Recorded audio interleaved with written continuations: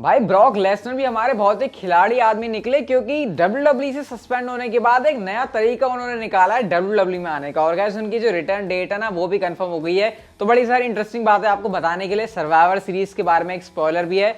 कभी आपके सामने ऐसी सिचुएशन भी होगी ना जहां पर शायद आपको बॉटल में पी करना पड़ा हो, लेकिन हमारे द रॉक इस काम को रोज करते हैं। हाँ, कुछ ऐसा यहाँ पर मामला है। हर बिजनेस के रियूनियन के बारे में तो हर बार की तरह काफी सारी बातें होने वाली हैं इस वीडियो के अंदर। बस आप लोग इस वीडियो को लास्ट तक जरूर देखना। तो फिर देर किस बात की, शुरू करते हैं। Okay, hello chatters, my name is Rohit and you are watching wrestle chatter. सबसे पहले गाइस हम लोग बात करते हैं सर्वाइवर सीरीज के उस स्पॉइलर के बारे में जो कि मैं आपको अब देने वाला हूं। इतना ज्यादा बड़ा स्पॉइलर भी नहीं है, लेकिन हाँ ठीक ठाक सा यहाँ पर कुछ हमको चीज पता चली है। अब आपको पता है शार्लेट फेयर और बेकी लिंच के बीच में क्या कंट्रोवर्सी हुई थी, बैक स्टेज क्या माहौल रहा। अब इनके बीच रियल लाइफ हीट है, दोनों सुपरस्टार्स के बीच काफी टेंशन है। और मजे की बात ये, इसी टाइम पर दोनों सुपरस्टार्स को लड़ना भी है ब्रांड सुप्रीमेसी के लिए। तो आप लोग सोच सकते हो रियल लाइफ में बंदियों की आपस में प्रॉब्लम चल रही है, सहेलियों के बीच बातें बन नहीं रही हैं, और एक्चुअल में इनको मैच में कंपीट भी करना है। तो ये कितनी डिफरेंट चीज हो सकती है। मतलब दो सुपरस्टार साथ में कब अच्छा कंपीट करते हैं, जब दोनों के बीच में केमिस्ट्री अच्छी हो, जब दोनों की बॉन्डिंग सही हो। ऐसे करके आपको पता है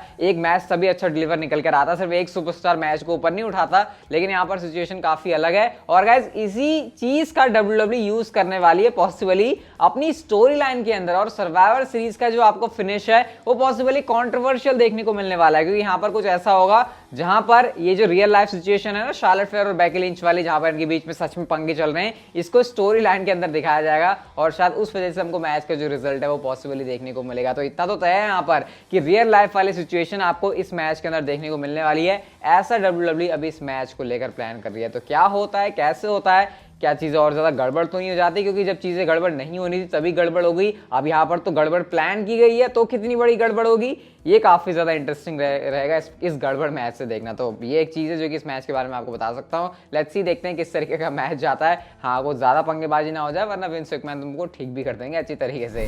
अगली स्टोरी की तरफ गाइस हम लोग चलते हैं, और यहाँ पर गाइस हम लोग बात करते हैं बिगी के बारे में। और उन्होंने यहाँ पर ये बताया कि कैसे डब्ल्यूडब्ल्यूई चैंपियन बनने के बाद उनका सीन चेंज हो चुका है विंस मैकमैन के साथ। आप में से बहुत सारे लोग मेरे से कॉमेंट करके पूछते हो कि भाई डब्ल्यूडब्ल्यूई चैंपियन बनने के बाद सुपरस्टार के साथ क्या अलग होता है। तो भाई यहाँ पर खुद बिगी ने आपको सारी चीजें बता दी है। उन्होंने यहाँ पर कहा कि देखो, पहले मैं विंस मैकमैन से बहुत कम बात किया करता था, इतने सालों में हमारी बहुत कम मीटिंग्स हुआ करती थी, लेकिन अब जो है मैं रेगुलरली विंस मैकमैन से जाकर मिलता हूँ, हम यहाँ पर बात करते हैं सारी चीजों के बारे में, हमारा जो रिलेशन है वो बेटर हो गया है। इवन यहाँ पर उन्होंने ये नहीं कहा कि रिंग के अंदर वो क्या कर रहे हैं सिर्फ उसके बारे में बात होती है, बल्कि वो इंटरव्यूज के अंदर क्या बातें करके आ रहे हैं उसको लेकर भी विंस मैकमैन उनको फीडबैक देते हैं। मतलब कि क्या उनको चीजें करनी है वो भी विंस मैकमैन उनको समझाते हैं। और साथ ही साथ उन्होंने ये भी कहा कि एक डब्ल्यूडब्ल्यूई चैंपियन की जगह पर होकर ऐसा करना आपको एक डिफरेंट फील देता है, क्योंकि आप अब डब्ल्यूडब्ल्यूई चैंपियन हो, आप कंपनी को रिप्रेजेंट कर रहे हो, तो आपकी जो रिस्पॉन्सिबिलिटी है वो ज्यादा होती है। और शायद इस वजह से जो विंस मैकमैन के एफर्ट्स हैं वो यहाँ पर थोड़े से ज्यादा लगते हैं। और मेरी जो मीटिंग है अब वो रेगुलरली होने लगी है विंस मैकमैन के साथ,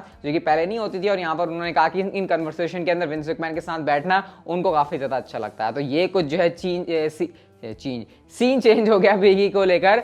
टेलीविजन के ऊपर तो वो हमको सिर्फ डब्ल्यूडब्ल्यूई चैंपियनशिप के साथ देखने को मिलते हैं, लेकिन एक्चुअल में बैक स्टेज भी काफी सारी चीजें चेंज हो जाती हैं, जो कि बिगी ने यहाँ पर रिवील करी। तो आई होप आपको समझ आ गया होगा कि कैसे जो बैक स्टेज का माहौल है वो बदलता है किसी सुपरस्टार के लिए जब वो बन जाता है डब्ल्यूडब्ल्यूई के अंदर चैंपियन, और स्पेशली जब उसके पास डब्ल्यूडब्ल्यूई चैंपियनशिप हो।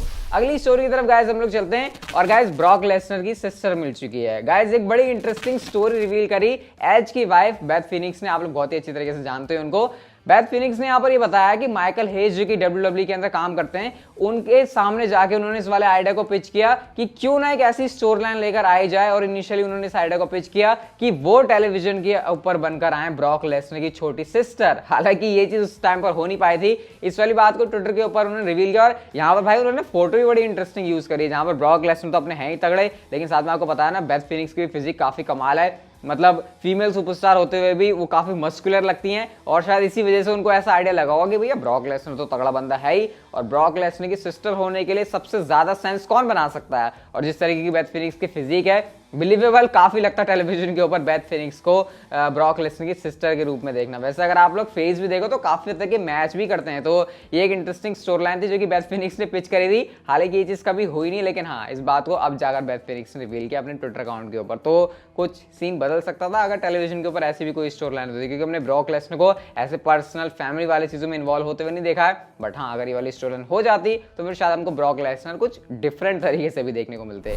अगली स्टोरी की तरफ गाइस हम लोग चलते हैं और यहाँ पर बात करते हैं गाइस सेथ रॉलिंस के उस गियर के बारे में जो कि रिसेंटली उन्होंने पहना मंडे नाइट रॉ के एपिसोड में। आपको पता ही है कितने अतरंगी से कपड़े पहनकर आ गए थे, कोई इसको कोट कह रहा है, कोई इसको रेन कोट बोल रहा है, मतलब इतने अजीब से वो लग रहे थे। अब एक फैन ने ट्विटर के ऊपर एक ट्वीट किया जहां पर सेथ रॉलिंस ने भी गाइस उसको जो है अपने अकाउंट के ऊपर डाला हुआ था, जहां पर उन्होंने हैशटैग यूज किया आइकॉन्स का और साथ में उन्होंने पैडिंगटन बेयर को जो है यूज किया हुआ है, जो कि आपको पता है कॉमिक्स के अंदर, बुक्स के अंदर काफी एक पॉपुलर कैरेक्टर है। और इससे जो है कंपेयर कर दिया है इस फैन ने सेथ रॉलिंस के गियर को जो वो मंडे नाइट रॉ के एपिसोड में पहन के आए थे। हालांकि यहाँ पर सेथ रॉलिंस जो है वो क्रेडिट देना भूल गए थे, तो उसके बाद जो है सेथ रॉलिंस उसके लिए अपोलोजाइज भी किया दूसरे ट्वीट के अंदर। उन्होंने कहा कि भैया तुमने बहुत तगड़ा मीम बनाया है, माय कुडोस टू यू। तो भाई सेथ रॉलिंस भी काफी इंप्रेस हो गए। मतलब इस चीज के मजे ना सेथ रॉलिंस भी लेते हैं। हम तो टेलीविजन के ऊपर सेथ रॉलिंस का गियर देखते हैं, हम कहते हैं अरे वाह अतरंगी लग रहे हैं, ऐसे लग रहे हैं, वैसे लग रहे हैं, लेकिन सोशल मीडिया के ऊपर इस चीज के मजे सेथ रॉलिंस भी लेते हैं, इवन रियल लाइफ के अंदर भी, जब सामने से कोई बंदा मिले और ये जो ट्वीट डाला सेथ रॉलिंस ने, हमको ये बात क्लियर पता लगती है। तो भाई काफी सिमिलर है वैसे सेथ रॉलिंस का गियर पैडिंगटन बेयर के साथ, और उस फैन ने काफी तेज दिमाग अपना चलाया है। लेट्स सी नेक्स्ट टाइम हमको किस कैरेक्टर के साथ मैच करते हुए दिखाई देते हैं अपने आप को सेथ रॉलिंस, क्योंकि अब तो उनका धीरे धीरे वो जो ड्रिप वाला कैरेक्टर है ना वो अलग ही लेवल पर जा रहा है। अगली स्टोरी की तरफ गाइस हम लोग चलते हैं और यहाँ पर बात करते हैं द रॉक के बारे में। अब वीडियो के स्टार्ट में मैंने आपको कहा कि हमारे साथ, वैसे मेरे साथ सही बताऊं आज तक ऐसी सिचुएशन नहीं हुई है, लेकिन हाँ काफी सारे लोगों को मैंने देखा है करते हुए, जब पी करने के लिए, सुसु करने के लिए कहीं पर जगह नहीं होती, बॉटल होती है, तो भाई उसके अंदर उनको जो है अपना मामला हल्का करना पड़ता है, क्योंकि नेचर्स कॉल है, उसको रोक नहीं सकते। बट गाइस रॉक ने यहाँ पर रिवील किया कि अपने जिम के अंदर वो बॉटल के अंदर पी करते हैं। अब आप लोग सोचेंगे ऐसा क्या हो गया भाई कि रॉक को ऐसी चीज करनी पड़ रही है। तो गाइस रॉक ने इसके बारे में सबसे पहले तो ये रिवील किया कि वो जो वाटर बॉटल्स होती हैं वो नहीं होती जिससे मैं पानी पीता हूँ, वो एक्चुअल में पुरानी मेरी बॉटल्स हैं जिनको मैं यूज नहीं करता। और मैं ऐसा इसलिए करता हूँ कि देखो यूजुअली जिम के अंदर बाथरूम होता नहीं है, मतलब जिस जिम को खुद द रॉक यूज करते हैं। और साथ में उन्होंने ये कहा कि मेरे को जो बाथरूम ब्रेक है वो लेना पसंद नहीं है, क्योंकि उनकी वो जिम की पूरी एक्टिविटी चल रही होती है ना, उस पर वो ब्रेक आ जाता है। तो इस वजह से वो क्या करते हैं, सिंपली अपनी बॉटल निकाली, अपना सामान मतलब जो भी करना है किया, और उसके बाद जो है रॉक हल्के हो गए और बाद में उसको जैसे भी फ्लश करना है वो उन्होंने कर दिया। तो रॉक ने ये बात रिवील करी। वैसे एक सेलिब्रिटी, इतना बड़ा स्टार अपनी इतनी पर्सनल बात को रिवील कर रहा है, ये मुझे बहुत ही ज्यादा शॉकिंग लगा, क्योंकि आपको पता है रॉक को हर कोई बंदा अपना आइडल मानता है, मतलब इस तरीके से रॉक को देखते हैं। तो कहीं इस बात से काफी सारे लोग उनसे इंस्पिरेशन ना लेने कि भैया रॉक अगर बॉटल के अंदर कर सकते तो हम भी जिम के अंदर कर सकते हैं। हालांकि उनकी सिचुएशन काफी डिफरेंट है, शायद उनके पास इतना भी टाइम नहीं है कि वो जिम करते हुए बाथरूम के अंदर जा सकते हैं, इसलिए उन्होंने जो है ऐसा वाला जुगाड़ निकाला हुआ है। अब इसके ऊपर आपके क्या रिएक्शन है मुझे आप लोग कमेंट करके जरूर बताना, क्योंकि जब मैंने ये वाली स्टोरी सुनी तो भाई मैं तो बिल्कुल ही शॉक होकर देखकर कि भाई रॉक के साथ कुछ ऐसा भी सीन है। तो कुछ इंटरेस्टिंग बात लगी, और इंटरेस्टिंग बात मैं आपके साथ शेयर ना करूं तो ऐसा तो हो नहीं सकता। हम लोग चलते हैं गाइस अपनी अगली स्टोरी की तरफ और बात करते हैं हर्ट बिजनेस के बारे में। अब जैसे कि आपको पता है WWE ने सबसे पहले हर्ट बिजनेस जो है सेड्रिक अलेक्जेंडर, इसके अलावा शेल्टन बेंजामिन, MVP भी साथ में थे, बॉबी लैस्ली, सबको साथ में लेकर आया। उसके बाद बॉबी लैस्ली को हम लोगों ने बाद में चैंपियन बनते हुए देखा, लेकिन WWE ने टीम को तोड़ दिया। लेकिन WWE को लगा कि भैया गलती हमसे हो गई है, एक बार फिर से उन्होंने जो है इस ग्रुप को वापस लेकर आया और गोल्डबर्ग के अगेंस्ट सब लोगों ने फ्यूड में देखा कि हर्ट बिजनेस यहां पर थी। अब पूछा गया बॉबी लैस्ली से सीधा सीधा कि भैया क्या तुम्हारा रियूनियन हो गया है, क्या तुम टेलीविजन के ऊपर साथ में हो गया, फिर तुम्हारा क्या प्लान्स हैं। तो गाइस यहां पर बॉबी लैस्ली ने सारी चीजें एकदम क्लियर करके बता दी है। उन्होंने कहा कि देखो हमको सिर्फ एक छोटे से डिस्कशन की जरूरत है जहां पर हम लोग साथ में आराम से बैठे। देखो तुम्हारा भाई होगी, तुम्हारी बहन होगी, अब जब कभी तुम उनसे लड़ते हो तो ऐसा थोड़ी होता है कि तुम्हारी जो लड़ाई होगी वो हमेशा जिंदगी भर चल रही है, कुछ टाइम के बाद सब कुछ नॉर्मल हो जाता है। और क्या तुम पूछते हो कि भैया तुम्हारे बीच सारी चीजें नॉर्मल कैसे हुई, क्योंकि हम भाई बहन की तरह होते हैं और ज्यादा फर्क नहीं पड़ता अगर हमारे बीच लड़ाई भी हो गई। तो ऐसे ही कुछ हमारे इस ग्रुप के साथ है, हम जो है हमारे बीच छोटे मोटे आर्गुमेंट होते हैं लेकिन हम जो है साथ में वापस आ जाते हैं, ऐसा कुछ यहाँ पर बॉबी लैस्ली का कहना था। तो इसका मतलब कि टेंशन यहाँ पर हर्ट बिजनेस के बीच में कुछ भी नहीं है, और जो एक्चुअल में प्लान है वो टेलीविजन के ऊपर बॉबी लैस्ली का हर्ट बिजनेस के साथ ही दिखने का है। मतलब अगर जब भी जरूरत पड़े बॉबी लेस्ली को तो आपको सेड्रिक अलेक्जेंडर और शेल्टन बेंजामिन उनके साथ में ही देखने को मिलेंगे, जो कि काफी अच्छी चीज है क्योंकि हर्ट बिजनेस जैसा ग्रुप एक तो वैसे ही WWE के अंदर फैक्शन कम अच्छे बनते हैं, ऊपर से अच्छा बना बनाया फैक्शन WWE ने पता नहीं तोड़ने की कोशिश क्यों कर दी। तो यहाँ पर ये एक गुड न्यूज़ है, पॉजिटिव न्यूज़ है हर्ट बिजनेस को लेकर। और आप जो है जब भी कभी टेलीविजन के ऊपर देखने की बारी आएगी तो आपको हर्ट बिजनेस जो है साथ में देखने को मिल जाएंगे। खैर गाइस, हम लोग चलते हैं हमारी नेक्स्ट एंड फाइनल स्टोरी की तरफ और बात करते हैं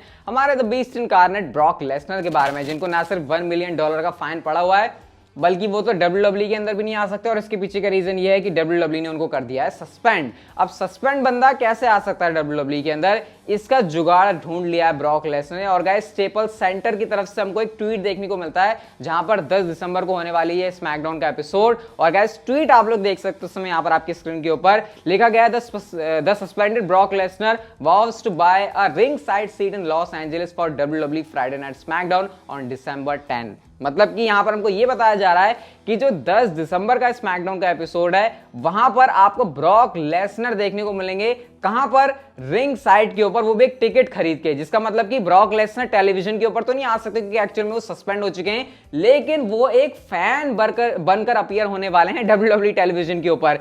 तो इसीलिए मैं कह रहा हूं कि ब्रॉक लेसनर इतने खिलाड़ी आदमी को उनको ये तो समझ आ गया कि मैं सस्पेंड हो गया हूं, अब जब तक मेरा सस्पेंशन लिफ्ट नहीं होगा मैं वैसे तो आ नहीं सकता WWE के अंदर, कमिट नहीं कर सकता, लेकिन एक फैन बनकर तो WWE के अंदर आया जा सकता है। और इस वजह से जो है वो रिंग साइड का टिकट लेकर बैठ जाएंगे स्मैकडाउन का एपिसोड देखने। और शायद जब वो रिंग साइड के ऊपर आ जाएंगे और ब्रॉक लेसनर है तो सन की दिमाग की, तो जो चीज उनको टेलीविजन के ऊपर आकर करनी होगी वो चीज वो कर सकते हैं। तो ये काफी मुझे अच्छी स्टोरी लाइन लगी। और 10 दिसंबर का वो स्मैकडाउन का एपिसोड होने वाला है जहां पर आपको ब्रॉक लेसनर देखने को मिलेंगे। तो भाई चीज यहां पर कंफर्म हो चुकी है एक तरीके से, इनडायरेक्ट वे में। WWE वैसे तो बता नहीं सकते, लेकिन इस तरीके से उन्होंने बता दिया है। अब गाइस, आप लोग मुझे बताना कि इस वाले स्मैकडाउन के शो के लिए आप लोग कितना ज्यादा एक्साइटेड हो। ये वाली वीडियो गाइस अगर आपको अच्छी लगी तो इसे लाइक कर दो, चैनल को आप लोग कर सकते हो सब्सक्राइब और नोटिफिकेशन बेल को on. And see you guys in my next video.